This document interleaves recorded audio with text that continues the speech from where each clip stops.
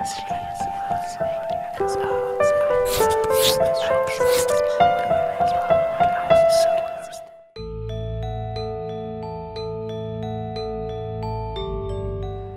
is the case of a young 25-year-old female who came in with a struggle she was having about deciding about going ahead with her marriage, impending marriage to her 26-year-old boyfriend. She was finding it difficult to adapt or adjust to what she considered his controlling ways. Generally, what seems to be happening out there in a lot of relationships is tendencies of possessiveness, insecurity, a need to control the other, a need to control the activities, the choices the partner makes, and somewhere a sense of intolerance when the situation or the partner's action is not under their control. These situations can range from one partner making plans to meet up with friends of hers or his without informing the partner prior to the planning. It can be being in touch with old friends on social media platforms.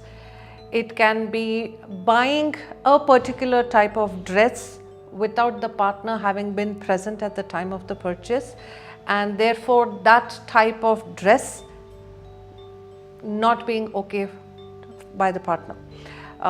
Accusations of you're buying clothes to be seductive, you're buying clothes to get attention from other males. These kind of things are something I have come across in my work. The underlying issue, of course, is very individual and specific to each person. However, if I have to generalize it, I would say it could be coming very well from some insecurity, perhaps dating back to childhood, some kind of fear and anxiety that leads the person to be extremely possessive of what they believe is theirs, and the fear of losing it, be it the person or affection, makes that person cling on in a vice-like grip, almost to the point of suffocation. Now, it's an interesting point here that why is the quote-unquote victim allowing herself or himself to be treated in this manner? Most often there is an unmet emotional need in the victim, perhaps dating back to childhood, and something in the quote-unquote perpetrator's behavior seems to be fulfilling or filling that unmet emotional need in the victim. While it may appear to be meeting an unfulfilled emotional need, in reality what could very well be happening is that there is no healthy trust and respect in that relationship. However, the victim feels on many occasions loved, cared for, protected, attended to, and in order to meet that need, many times the victim allows such behavior to continue because to them it feels like they're being loved just so much.